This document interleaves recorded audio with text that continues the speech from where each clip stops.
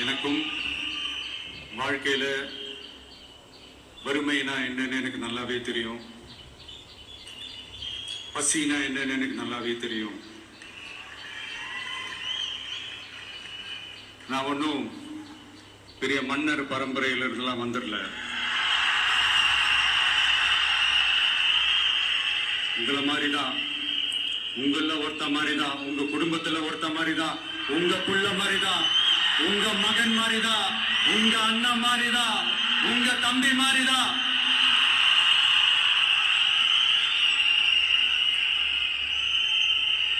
அப்படிதான் நான் உணர்றேன்.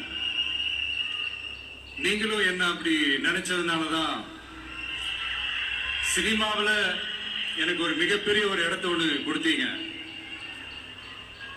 அதையெல்லாம் விட்டுட்டு உங்களுக்காக நன்றி கடன் செலுத்துறதுக்காக அரசியலுக்கு வந்த உங்க விஜய, இந்த விஜய, நீ வா விஜய், நாங்களா இருக்கோம், பாத்துக்கிறோம். விஜய் தம்பி நீ வா, நாங்க இருக்கோம். விஜய் தம்பி நீ வா, நாங்க இருக்கோம். அண்ணா நீ வாடா, நாங்களா இருக்கோம். நண்பா நீ வா நண்பா, நாங்களா இருக்கோம் சொல்லி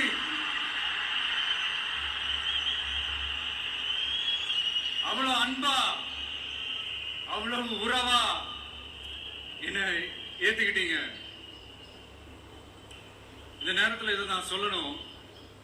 இந்த டிராவல்ல, இந்த ப்ராசஸ்ல எனக்கு எவ்வளவோ கஷ்டங்கள், எனக்கு எவ்வளவோ இந்த அவமானப்படுத்தினதெல்லாம் ஒரு பக்கம் இருந்தாலும், எனக்காக கூட நின்ன உங்களுக்கும் அதே மாதிரி கஷ்டங்கள், அதே மாதிரி அவமானங்கள்,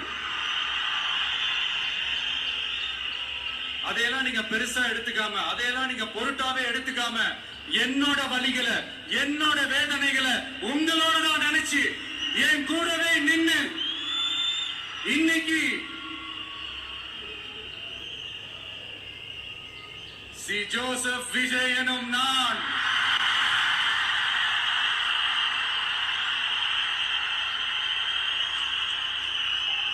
அத உண்மையாக்கி இருக்கிறீங்க. உண்மையிலே எனக்கு என்ன சொல்றதுன்னு எனக்கு தெரியல. என்னுடைய உறவுகளே, என்னுடைய சொந்தங்களே, நான் ஒன்னும் தேவ தூதன்லாம் கிடையாது. நானும் ஒரு இயல்பான ஒரு வாழ்க்கை வாழ்ற ஒரு சாதாரணமான மனுஷன் தான்.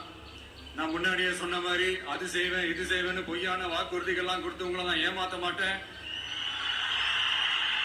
எது சாத்தியமோ அது மட்டும்தான் நான் செய்வேன்.